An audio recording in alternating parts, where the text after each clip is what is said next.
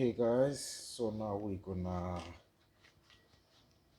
gonna use this countersink drill bit. We wanna check out how it works.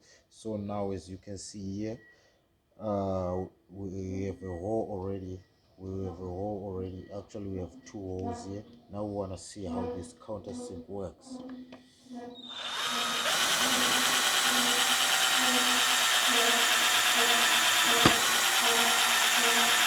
Okay, my drill bit is running low.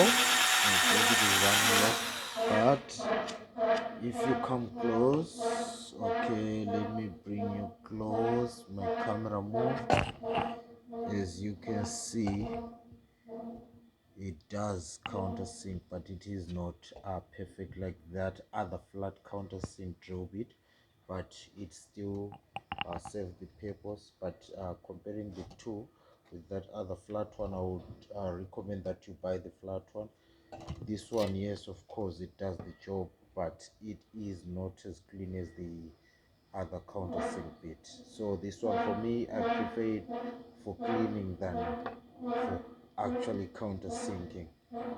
But well, if you didn't have anything else, yeah, you can grab this one. But if you do have a option to get the other countersink, I would suggest to get another one.